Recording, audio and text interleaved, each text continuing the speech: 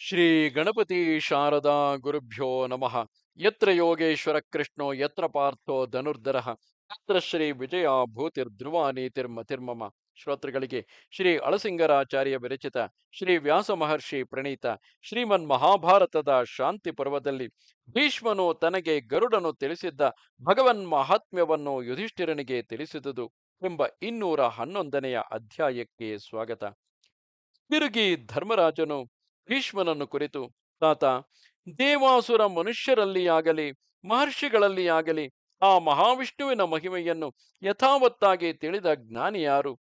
ಇದನ್ನು ನನಗೆ ತಿಳಿಸಬೇಕು.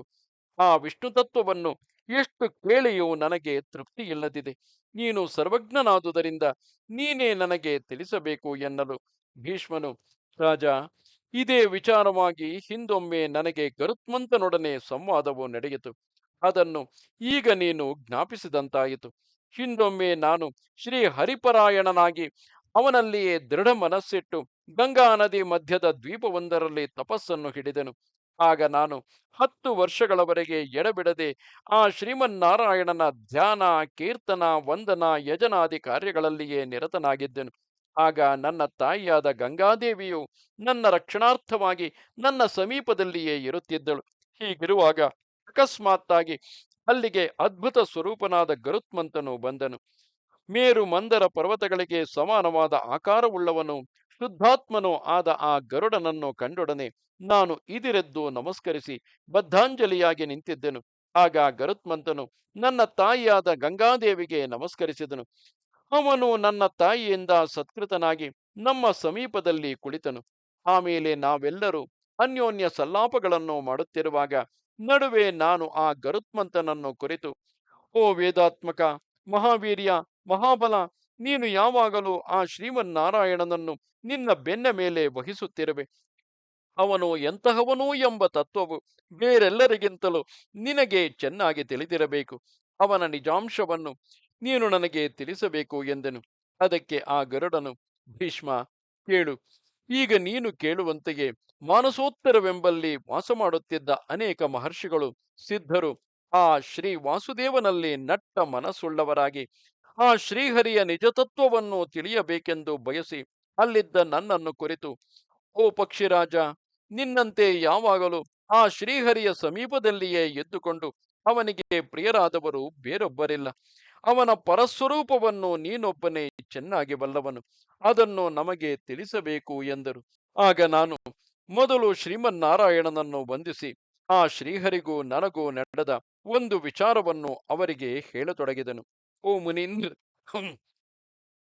ಓ ಮುನೀಂದ್ರರೇ, ಹಿಂದೆ ನಾನು ಸೋಮ ಅಥವಾ ಅಮೃತವನ್ನು ಅಪಹರಿಸಿಕೊಂಡು ಗರ್ವದಿಂದ ಆಕಾಶದಲ್ಲಿ ಹಾರಿ ಹಿಂತಿರುಗಿ ಬರುತ್ತಿರುವಾಗ ಅಶರೀರ ವಾಕ್ಕೊಂದು ನನ್ನ ಕಿವಿಗೆ ಬೀಳುವಂತೆ, ಕ್ಷೀಂದ್ರ, ಭಲೆ ಭಲೆ ಶಹಬಾಸ್, ನಿನ್ನನ್ನು ನೋಡಿ ನನಗೆ ಬಹಳ ಸಂತೋಷವಾಯಿತು. ನಾನು ನಿನ್ನ ಸಾಹಸಕ್ಕೆ ಮೆಚ್ಚಿದೆನು. ನಿನಗೆ ಬೇಕಾದ ವರವನ್ನು ಕೇಳು, ಕೊಡುವೆನು. ನಿನ್ನ ನಿಜವಾದ ಭಕ್ತಿಯನ್ನು ತಿಳಿದೆ ನಾನು ಈ ಹಿತವನ್ನು ನಿನಗೆ ಹೇಳುವೆನು ಎಂಬಿ ಮಾತು ಕೇಳಿಸಿತು. ಆಗ ನಾನು ಸುಮ್ಮನಿದ್ದುದನ್ನು ನೋಡಿ ತಿರುಗಿ ಅದೇ ದಿವ್ಯವಾಣಿಯು, ನಾನು ಮಹಾವೀರ್ಯವುಳ್ಳ ಋಷಿ, ನನ್ನನ್ನು ನೀನು ತಿಳಿಯೆ, ಮೂಢನಾದ ನೀನು ನನ್ನಲ್ಲಿಯೇ ಅಸೂಯೆ ಪಡುವಂತಿದೆ ಎಂಬ ಮಾತು ಕೇಳಿಸಿತು. ಆಗಲೂ ನಾನು ಹೆಮ್ಮೆಯಿಂದ ದೇವತಾ ಸಮೂಹದ ನಡುವೆ ಆ ದಿವ್ಯರೂಪಿಯನ್ನು ಕಂಡು, ಓ ಮಹರ್ಷಿ, ಮೊದಲು ನೀನು ನನ್ನಿಂದ ವರವನ್ನು ಪಡೆ, ಆಮೇಲೆ ನಾನು ನಿನ್ನಲ್ಲಿ ವರವನ್ನು ಕೇಳುವೆನು ಎಂದೆನು. ಆಗ ಶ್ರೀವತ್ಸಾಂಕನಾದ ಭಗವಂತನು ಕಾಣಿಸಿ, ಪಕ್ಷಿರಾಜ, ನೀನು ನನಗೆ ವರವನ್ನು ಕೊಡುವುದಾದರೆ ನೀನು ನನ್ನ ವಾಹನವಾಗಿರಬೇಕು. ನನಗೆ ನಿನ್ನಿಂದ ಇದೊಂದು ವರವು ಲಭಿಸಲಿ ಎಂದನು. ಆಗ ನಾನು ಅವನಿಗೆ ಹಾಗೆಯೇ ಆಗಲಿ ಎಂದು ಹೇಳಿದನು. ಆದರೆ ಮಾಯಾವಿಯಾದ ಆ ಪುರುಷನನ್ನು ಜಯಿಸಬೇಕೆಂಬ ಅಹಂಕಾರದಿಂದ ನಾನು, ಓ ಋಷಿಯೇ, ಇನ್ನು ನೀನು ನನಗೊಂದು ವರವನ್ನು ಕೊಡಬೇಕು. ನಾನು ಯಾವಾಗಲೂ ನಿನಗೆ ಮೇಲೆಯೇ ಇರಬೇಕು ಎಂದೆನು. ಆಗ ಪ್ರಭುವಾದ ಆ ಮಹಾವಿಷ್ಣುವು ನಗುತ್ತಾ, ಹಾಗೆಯೇ ಆಗಲಿ, ನೀನು ನನ್ನ ಧ್ವಜ ಚಿಹ್ನವಾಗಿ ನನ್ನ ಮೇಲೆ ಕಾಣಿಸುತ್ತಿರು ಎಂದನು. ಹೀಗೆಂದು ಹೇಳಿದ ಮೇಲೆ ಆ ಮಹಾತ್ಮನು ನನಗೆ ಒಮ್ಮೆ 4 ತೋಳುಗಳೊಡನೆ ಶಂಖ ಚಕ್ರ ಗದಾಧರನಾಗಿ ಕಾಣಿಸಿದನು. ಇನ್ನೊಮ್ಮೆ ಸಹಸ್ರ ಶೀರ್ಷನು, ಸಹಸ್ರಾಕ್ಷನು, ಸಹಸ್ರ ಪಾದನು, ಸಹಸ್ರ ಸೂರ್ಯ ಸಮಾನನು, ಶ್ರೀ ಸಮೇತನು ಆಗಿ ಮಿಂಚಿನಂತೆ ಥಳಥಳಿಸುವ ದಿವ್ಯಾಭರಣಗಳುಳ್ಳ ಪುರುಷಾಕೃತಿಯಿಂದ ಕಾಣಿಸಿದನು. ಇನ್ನೊಮ್ಮೆ ನನ್ನ ಬೆನ್ನ ಮೇಲೆ ಕುಳಿತಂತೆ ಕಾಣಿಸಿದನು. ಅಲ್ಲದೆ ಏಕಕಾಲದಲ್ಲಿಯೇ ಒಂದೊಂದು ಕಡೆ ಒಂದೊಂದು ವಿಧವಾಗಿ ಕಾಣಿಸುತ್ತಿದ್ದು ಆಮೇಲೆ ಅಲ್ಲಿಯೇ ಅದೃಶ್ಯನಾಗಿ ಬಿಟ್ಟನು. ಓ ಮಹರ್ಷಿಗಳೇ, ಇದನ್ನೆಲ್ಲ ನೋಡಿ ನಾನು ಆಶ್ಚರ್ಯವಶನಾಗಿ ಅಲ್ಲಿಂದ ಹೊರಟೆನು. ಆಮೇಲೆ ನಾನು ಆ ಅಮೃತಾಪಹರಣದಿಂದ ನನ್ನ ತಾಯಿಯಾದ ವಿನತೆಯನ್ನು, ನನ್ನನ್ನು ಕದ್ರುವಿನ ಸೆರೆಯಿಂದ ಬಿಡಿಸಿದನು. ಆದರೆ ನನಗೆ ಯಾವಾಗಲೂ ಮನಸ್ಸಿನಲ್ಲಿ ನಾನು ಬರುತ್ತಿರುವಾಗ ನನ್ನನ್ನು ಮಾತಾಡಿಸಿದವನು ಯಾರು, ಆ ಅಚಿಂತ್ಯ ಮಹಿಮನಾರು, ಆ ಭಗವಂತನು ಹೇಗಿರುವನು ಎಂಬುದನ್ನು ತಿಳಿಯಬೇಕೆಂಬ ಆತುರವು ಹುಟ್ಟಿ ಅದನ್ನು ಕುರಿತೇ ಚಿಂತಿಸುತ್ತಿದ್ದೆನು. ಇಷ್ಟರಲ್ಲಿ ಅದೇ ದಿವ್ಯ ಪುರುಷಾಕೃತಿಯು ನನ್ನ ಬೆನ್ನ ಮೇಲೆ ಏರಿ ಕುಳಿತಿರುವುದನ್ನು ಕಂಡೆನು. ಪುಂಡರೀಕಾಕ್ಷನಾದ ಆ ಮಹಾಪುರುಷನನ್ನು ನೋಡಿ ಆಶ್ಚರ್ಯ ಪರವಶನಾಗಿ ನಾನು, ಆಹಾ, ಏನಿದು ಎಂದು ಚಿಂತಿಸುತ್ತಾ ಆ ಮಹಾತ್ಮನು ಎಲ್ಲೆಲ್ಲಿಗೆ ಹೋಗಬೇಕೆಂದು ಅಪೇಕ್ಷಿಸಿದನೋ ಆಯಾ ಕಡೆಗೆ ಅವನನ್ನು ಹೊತ್ತುಕೊಂಡು ನನ್ನ ಅಧೀನವಿಲ್ಲದೆ ಪರವಶನಾಗಿಯೇ ಸಂಚರಿಸುತ್ತಿದ್ದೆನು. ಮಹಾತ್ಮರು ಕಲ್ಪಾಂತದವರೆಗೆ ಜೀವಿಸತಕ್ಕವರು ಆದ ಬ್ರಹ್ಮೇಂದ್ರಾದಿ ದೇವತೆಗಳ ಸ್ತೋತ್ರಕ್ಕೂ ಪೂಜೆಗೂ ಪಾತ್ರನಾದ ನಾನೇ ಹೀಗೆ ವಶ ತಪ್ಪಿ ಆ ಮಹಾಪುರುಷನನ್ನು ಹೊತ್ತುಕೊಂಡು ಅವನು ಕೋರಿದ ಕಡೆಗೆ ಹೋಗಬೇಕಾಯಿತು. ಕೊನೆಗೆ ನಾನು ಸರ್ವಸ್ವರೂಪಿಯಾದ ಆ ಭಗವಂತನನ್ನು ವಹಿಸಿಕೊಂಡು ಸಮುದ್ರ ಜಲದೊಳಗೆ ಪ್ರವೇಶಿಸಿದೆನು. ಕ್ಷೀರ ಸಮುದ್ರದ ಉತ್ತರ ತೀರದಲ್ಲಿ ತೇಜೋಮಯವಾದ ಒಂದು ದಿವ್ಯ ಭವನವು ಕಾಣಿಸಿತು.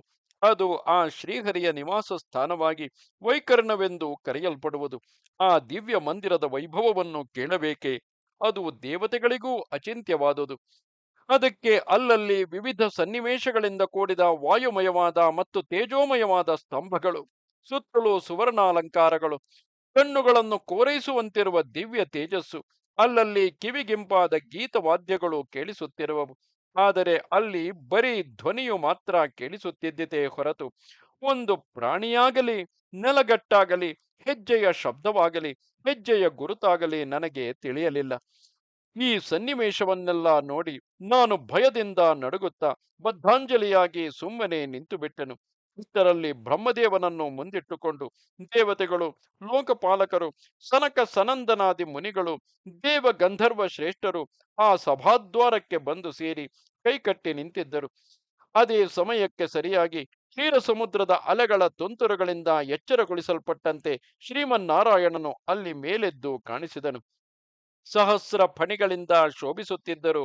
ಭಗವಂತನ ದಿವ್ಯ ತೇಜಸ್ಸಿನಲ್ಲಿ ಅವ್ಯಕ್ತನಂತಿದ್ದ ಆದಿಶೇಷನ ಮೇಲೆ ದುಂಡಗೆ ನೀಡಿ ಸಮವಾದವುಗಳು, ಕೇಯೂರ ಕಂಕಣಾದಿ ಆಭರಣ ಶೋಭಿತಗಳು ಆದ 4 ತೋಳುಗಳಿಂದಲೂ ಎದೆಯಲ್ಲಿ ಲಕ್ಷ್ಮೀದೇವಿಯಿಂದಲೂ ಶೋಭಿಸುತ್ತಾ ಜನಾರ್ದನನು ಸ್ವಲ್ಪ ಮಾತ್ರ ತೆರೆದ ಕಣ್ಣುಗಳಿಂದ ಮಲಗಿರುವುದನ್ನು ಕಂಡೆನು. ಕೌಸ್ತುಭ ಪೀತಾಂಬರಗಳನ್ನು ಧರಿಸಿ ಕ್ಷೀರ ಸಮುದ್ರದ ಮೇಲೆ ನೀಲ ಮೇಘದಂತೆ ಶೋಭಿಸುತ್ತಿದ್ದ ಆ ಮಹಾವಿಷ್ಣುವನ್ನು ಕಂಡು ನಾನು ಆನಂದ ಆಶ್ಚರ್ಯಗಳಿಂದ ಮೈಮರೆತಂತಾದೆನು. ನಾನು ಮಾತ್ರವೇನು, ಆಗ ಅಲ್ಲಿ ನೆರೆದಿದ್ದ ಬ್ರಾಹ್ಮಣಾದಿ ದೇವಗಣಗಳಲ್ಲಿಯೂ ಒಬ್ಬನಾದರೂ ಮಾತಾಡಲಿಲ್ಲ. ಪರಸ್ಪರ ಸಂಭಾಷಣೆಯಿಲ್ಲ. ಅಲ್ಲಿ ಹುಬ್ಬು ಗಂಟುಗಳಿಂದ ಭಯಂಕರ ಆಕಾರವುಳ್ಳ ನಾನಾ ತರಹದ ಭೂತಗಣಗಳು ವಕ್ರ ದೃಷ್ಟಿಯಿಂದ ನೋಡುತ್ತಾ ಬ್ರಹ್ಮಾದಿ ಸ್ತಂಭ ಪರ್ಯಂತವಾಗಿ ಅಲ್ಲಿ ನೆರೆದಿದ್ದ ಗುಂಪನ್ನೆಲ್ಲ ಸದ್ದು ಸದ್ದು ಎಂದು ಆಗಾಗ ಎಚ್ಚರಿಸುತ್ತಿದ್ದವು. ಆಮೇಲೆ ಮಹಾವಿಷ್ಣುವು ಮುಂದಿದ್ದ ಬ್ರಹ್ಮದೇವನನ್ನು ನೋಡಿ, ಲೋಕಹಿತಕ್ಕಾಗಿ ನೀವಿನ್ನು ಹೋಗಬಹುದು ಎಂದು ಆ ದೇವ ಸಮೂಹವನ್ನು ಕಳುಹಿಸಿಬಿಟ್ಟ ಮೇಲೆ ನನ್ನ ಕಡೆಗೆ ನೋಡಿ ಗರುತ್ಮನ್ ಎಂದು ಕರೆದನು. ನಾನು ಮಹಾಭಯದಿಂದ ಮುಂದೆ ಹೋಗಿ ಕೈ ಜೋಡಿಸಿ ನಿಂತೆನು. ಆಗ ಅವನು ನನ್ನನ್ನು ಕುರಿತು, ನೀನು ನನ್ನೊಡನೆ ಬಾ ಎಂದು ಹೇಳಿ ಪೂರ್ವೋತ್ತರ ದಿಕ್ಕಿನ ಮಾರ್ಗವಾಗಿ ಹೊರಟನು. ಆ ಪ್ರಯಾಣದಲ್ಲಿ ಅವನೇನೋ ಬಹಳ ಮೆಲ್ಲಗೆ ನಡೆಯುವ ಹಾಗೆಯೇ ತೋರಿತು. ಅವನನ್ನು ಹಿಂಬಾಲಿಸಿ ಹೋಗುತ್ತಿದ್ದ ನನಗಾದರೂ ಎಷ್ಟು ದೂರ ನಡೆದರೂ ತೀರದಂತೆ ಲಕ್ಷೋಪಲಕ್ಷ ಕೋಟಿ ಸಂಖ್ಯೆಯ ಯೋಜನೆಗಳು ಸಾಗಿದವು. ನನಗೆ ಮುಂದೆ ಹೋಗಲು ಸಾಧ್ಯವಿಲ್ಲದಂತೆ ತೋರಿತು. ಆಗ ನಾನು, ದೇವಾ, ನನಗೆ ಬಹಳ ಶ್ರಮವಾಗಿದೆ, ನನ್ನನ್ನು ರಕ್ಷಿಸು ಎಂದೆನು. ಆಗ ಶ್ರೀಹರಿಯು, ಗರುಡ, ಚಿಂತೆಯಿಲ್ಲ, ಬಾ ಎಂದು ತಿರುಗಿ ಕರೆದನು. ಒಡನೆ ನನಗೊಂದು ಹೊಸ ಶಕ್ತಿಯುಂಟಾದಂತೆ ತೋರಲು ವೇಗದಿಂದ ಆಕಾಶಕ್ಕೆ ಹಾರಿ ಮೊದಲಿನಂತೆ ಆತನನ್ನೇ ಹಿಂಬಾಲಿಸಿ ಹೊರಟೆನು. ಹಾಗೆಯೇ ನೂರಾರು ಕೋಟಿ ಯೋಜನಗಳವರೆಗೆ ಹೋದ ಮೇಲೆ ಭಯಂಕರವಾದ ಸ್ಥಳವೊಂದು ಕಾಣಿಸಿತು. 100 ಕೋಟಿ ಯೋಜನಗಳನ್ನು ಆವರಿಸಿದಂತೆ ಮಹಾವಿಶಾಲವಾದ ಆ ಸ್ಥಳದಲ್ಲಿ ಅಂಧಕಾರ ಸ್ವರೂಪಗಳಾಗಿ ಬೆಟ್ಟಗಳಂತೆ ಮಹತ್ತಾಗಿ ಒಂದೇ ಸಮಾನ ಆಕಾರವುಳ್ಳ ಆತ್ಮ ಸಂಖ್ಯೆಯ ಭೂತಗಣಗಳನ್ನು ಕಂಡೆನು.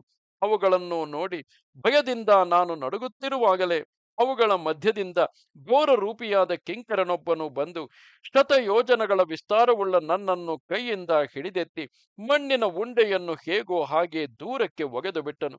ಆಗ ನಾನು ಆ ಅಂಧಕಾರ ಪ್ರದೇಶದಿಂದ ಹೊರಗಾಗಿ ಅಂತರಿಕ್ಷ ಮಾರ್ಗದಲ್ಲಿದ್ದೆನು. ಇಷ್ಟರಲ್ಲಿ ಸಿಡಿಲಿನಂತೆ ಘೋರವಾದ ಹೋಂಕಾರ ಘೋಷವೊಂದು ನನ್ನ ಕಿವಿಗೆ ಬಿದ್ದಿತು. ಇದೇನೆಂದು ನಾನು ದಿಗ್ಭ್ರಾಂತನಾಗಿ ನೋಡುತ್ತಿರುವಾಗಲೇ ನನ್ನ ಸುತ್ತಲೂ ಅನೇಕ ಭೂತಗಳು ನಾನಾ ಕಡೆಗಳಿಂದ ನನ್ನನ್ನು ಆವರಿಸಿ ನಿಂತವು. ಆಗ ನಾನು, ದೇವದೇವ, ನನ್ನನ್ನು ರಕ್ಷಿಸು ಎಂದು ಮೊರೆಯಿಟ್ಟೆನು. ಆಗ ವಿಷ್ಣುವು ನನ್ನನ್ನು ಸಮಾಧಾನಗೊಳಿಸುತ್ತಿರುವಾಗಲೇ ಭಯಂಕರ ಪುರುಷನೊಬ್ಬನು ನನ್ನನ್ನು ಹಿಡಿದೆತ್ತಿ ಒಂದು ದೊಡ್ಡ ಗುಹೆಯ ಬಾಗಿಲ ಕಡೆಗೆ ಬಿಸುಟನು. ಆಮೇಲೆ ಒಂದು ಕ್ಷಣದಲ್ಲಿಯೇ ನಾನು ಅಗ್ನಿಮಂಡಲವನ್ನು ದಾಟಿ ವಾಯುಮಂಡಲವನ್ನು ಸೇರಿದೆನು. ಅಲ್ಲಿಯೂ ಒಬ್ಬನು ಬಂದು ನನ್ನನ್ನು ಹಿಡಿದೆತ್ತಿ ಆಕಾಶಕ್ಕೆ ಒಗೆಯುವ ಉದ್ದೇಶದಿಂದ ಬಂದುದನ್ನು ಕಂಡು ನಾನು ದುಃಖದಿಂದ ಕೂಗಿಟ್ಟೆನು. ಕ್ಷಣಕಾಲದೊಳಗಾಗಿಯೇ ಸ್ವಭಾವದಿಂದ ಭಯಂಕರನು, ಕೋಪಿಷ್ಠನು, ಸ್ವಪಕ್ಷದಲ್ಲಿ ಪ್ರಮುಖನೂ ಆದ ಆ ಪುರುಷನು ನನ್ನನ್ನು ಹಿಡಿದು ಎಸೆದು ಬಿಟ್ಟನು. ಆಮೇಲೆ ನನಗೆ ಅಲ್ಲಿ ಸಹಸ್ರ ಸೂರ್ಯ ಪ್ರಭೆಯುಳ್ಳ ಅನೇಕ ಗರುಡ ಸಮೂಹಗಳು ಕಾಣಿಸಿದವು. ಆ ಗರುಡ ಪಕ್ಷಿಗಳೆಲ್ಲ ನನ್ನನ್ನು ನೋಡಿ ನಗುತ್ತಾ, ಆಹಾ, ಯಾವುದೀ ಪಕ್ಷಿ? ಅಲ್ಪಾಯುಷ್ಯವೂ ಅತಿ ದುರ್ಬಲವೂ ಆದ ಈ ಹಕ್ಕಿ ಎಲ್ಲಿಂದ ಬಂದಿತು ಎಂದು ವಿಸ್ಮಯದಿಂದ ನನ್ನನ್ನು ನೋಡಲು ಬಂದವು. ಇಷ್ಟರೊಲ್ಲಿಯೇ ಆ ಗರುಡ ಸಮೂಹಗಳ ಹಿಂದೆ ಸಹಸ್ರ ಸೂರ್ಯ ಸಮಾನನು, ಸಹಸ್ರ ಯೋಜನಗಳ ಪ್ರಮಾಣವುಳ್ಳವನು, ಸಹಸ್ರ ಗರುಡಗಳ ಮೇಲೇರಿ ಮೆರೆಯುವವನು ಆದ ವಿಷ್ಣುವನ್ನು ಕಂಡೆನು. ಆಗ ಅಲ್ಲಿ ಮಹಾಬಲಿಷ್ಠರಾದ ಕೆಲವು ಮಂದಿ ಗರುಡರು ಆ ವಿಷ್ಣುವಿನ ಬಳಿಗೆ ಬಂದು, ಓ ದೇವ, ಇದೊಂದು ಮಹಾಶ್ಚರ್ಯವು. ಈ ಪಕ್ಷಿಯು ರೂಪದಲ್ಲಿ ನಮ್ಮ ಜಾತಿಯಲ್ಲಿ ಹುಟ್ಟಿದಂತಿರುವುದು, ಆದರೆ ಆಕಾರದಲ್ಲಿ ನಮಗಿಂತಲೂ ಬಹಳ ಚಿಕ್ಕದಾಗಿ ಅಲ್ಪ ಬಲವುಳ್ಳದ್ದಾಗಿದೆ. ಈ ಪಕ್ಷಿ ಯಾವುದು? ಎಲ್ಲಿಂದ ಬಂದಿದೆ ಎಂದು ಹಾಸ್ಯಪೂರ್ವಕವಾಗಿ ಪ್ರಶ್ನೆ ಮಾಡಿದರು. ಅವರ ಮಾತುಗಳನ್ನು ಕೇಳಿ ನಾನು ನಾಚಿಕೆಯಿಂದ ಹೆಮ್ಮೆಯಡಗಿ ಭಯದಿಂದ ಮೈಮರೆತಂತಿದ್ದೆನು. ಆಮೇಲೆ ಸ್ವಲ್ಪ ಹೊತ್ತಿನಲ್ಲಿ ನನಗೆ ನಾನೇ ಚೇತರಿಸಿಕೊಂಡು ಭಯದಿಂದ ಕಳವಳಿಸುತ್ತಿರುವಾಗ ತಿರುಗಿ, ಗರುಡ, ಬಾ ಎಂಬ ಧ್ವನಿಯು ಕೇಳಿಸಿತು. ಒಡನೆಯೇ ನಾನು ಅಲ್ಲಿಂದ ಹೊರಟೆನು. 100 ಪರಾರ್ಧ ಯೋಜನಗಳಷ್ಟು ದೂರಕ್ಕೆ ಓಡಿದೆನು. ಅಲ್ಲಿ ಒಂದು ಕಡೆ ಪರಮೇಷ್ಠಿಯಾದ ಬ್ರಹ್ಮನನ್ನು ಕಂಡೆನು. ಅವನ ಹಿಂದೆ ಅವನಂತೆಯೇ ಇನ್ನೊಬ್ಬ ಬ್ರಹ್ಮನು ಕಾಣಿಸಿದನು. ಹೀಗೆಯೇ ಮೇಲೆ ಮೇಲೆ 100 ಕೋಟಿ ಬ್ರಹ್ಮದೇವರನ್ನು ಕಂಡೆನು. ತಿರುಗಿ ಮಹಾವಿಷ್ಣುವು ಗಂಭೀರ ಧ್ವನಿಯಿಂದ, ಗರುಡ, ಬಾ ಎಂದು ಕರೆದನು. ಅದರಂತೆ ನಾನು ಮುಂದೆ ಹೋಗುವಾಗ ಅಲ್ಲಿ ಇಷ್ಟೆಂದು ಅಳತೆಯಿಡುವುದಕ್ಕೆ ಸಾಧ್ಯವಲ್ಲದ ಅಕ್ಷಯವಾದ ಒಂದು ದೊಡ್ಡ ಸನ್ನಿವೇಶವು ಕಾಣಿಸಿತು. ಬೇಲದ ಹಣ್ಣಿನ ಆಕಾರಕ್ಕೆ ಅಂಧಕಾರದಿಂದ ಆವೃತವಾದ ಅನೇಕ ಅಂಡಗಳ ಸಮೂಹವು ಕಾಣಿಸಿದವು. ಅಲ್ಲಿ ಆ ಶ್ರೀಹರಿಯು ಒಂದಾನೊಂದು ಅಂಡವನ್ನು ಭೇದಿಸಲು ಒಡನೆಯೇ ಒಂದು ಮಹಾಭೂತವು ನನ್ನನ್ನು ಬಂದು ಹಿಡಿದುಕೊಂಡು ದೂರಕ್ಕೆ ಬಿಸಾಡಿತು. ಆಗ ನನಗೆ ಆ ಅಂಡದ ನಡುವೆ ಸಪ್ತ ಸಮುದ್ರಗಳು, ಸೃಷ್ಟಿಕರ್ತನಾದ ಬ್ರಹ್ಮನು, ದೇವತೆಗಳು, ನನ್ನ ಸಜಾತೀಯರಾದ ಅನೇಕ ಗರುಡರು, ನನ್ನ ತಾಯಿಯಾದ ವಿನತೆಯು ಕಾಣಿಸಿದರು. ಓ ಮಹರ್ಷಿಗಳಿರ, ನಾನು ಆ ಶ್ರೀಮನ್ನಾರಾಯಣನ ತತ್ವವನ್ನು ತಿಳಿಯಬೇಕೆಂದು ಬಯಸಿ ಇಷ್ಟೆಲ್ಲ ಕಷ್ಟಗಳನ್ನು ಅನುಭವಿಸಿ ಬಂದೆನು. ಮಹಾವಿಷ್ಣುವು ಎಲ್ಲರಿಗೂ ಸಮಾನನೇ ಹೊರತು ಬೇರೇನೂ ಇಲ್ಲ ಎಂದೆನು. ಓ ಭೀಷ್ಮ, ನಾನು ನಾನು ಅಲ್ಲಿ ನನ್ನನ್ನು ಪ್ರಶ್ನೆ ಮಾಡಿದ ಬ್ರಾಹ್ಮಣರಿಗೆಲ್ಲ ಇದೇ ಅಂಶವನ್ನು ತಿಳಿಸಿದೆನು. ಅದನ್ನೇ ಈಗ ನಿನಗೂ ತಿಳಿಸಿರುವೆನು. ಯೋಗಿಗಳು ತಮ್ಮ ಉತ್ತಮ ಜ್ಞಾನ ಬಲದಿಂದ ಆ ಭಗವಂತನನ್ನು ತಿಳಿಯಬಲ್ಲರೇ ಹೊರತು ಆ ಪರಮ ಪುರುಷನನ್ನು ಬೇರೆ ವಿಧದಿಂದ ಕಾಣುವುದು ಅಸಾಧ್ಯವು. ಅನನ್ಯ ವಿಷಯವಾದ ಭಕ್ತಿಯಿಂದಲೂ ಆತನನ್ನು ತಿಳಿಯಬಹುದು ಎಂದನು. ಓ ಧರ್ಮಪುತ್ರ, ಪಕ್ಷಿರಾಜನೆನಿಸಿದ ಗರುತ್ಮಂತನು ಈ ವಿಷಯಗಳನ್ನು ತಿಳಿಸಿ ಆಮೇಲೆ ನನ್ನ ತಾಯಿಯಾದಂತಹ ಗಂಗಾದೇವಿಯ ಅನುಮತಿಯನ್ನು ಪಡೆದು ಅಲ್ಲಿಯೇ ಅದೃಶ್ಯನಾದನು. ಆದುದರಿಂದ ಜ್ಞಾನ ಭಕ್ತಿಗಳಿಲ್ಲದೆ ಸರ್ವಾತ್ಮಕನಾದ ಆ ವಾಸುದೇವನು ಬೇರೆ ವಿಧದಿಂದ ಸುಲಭನಲ್ಲವೆಂಬುದು ನನ್ನ ಸಿದ್ಧಾಂತವು ಎಂದು ಭೀಷ್ಮನು ಹೇಳುತ್ತಾನೆ. ಇದು 211ನೆಯ ಅಧ್ಯಾಯವು. ನಮಸ್ತೆ ಶಾರದೆ ದೇವಿ, ಕಾಶ್ಮೀರ ಪುರವಾಸಿನಿ. ತ್ವಾಮಹಂ ಪ್ರಾರ್ಥೆಯೇ ನಿತ್ಯಂ ವಿದ್ಯಾದಾನಂಚ ದೇಹಿಮೆ. ನಮಸ್ಕಾರ.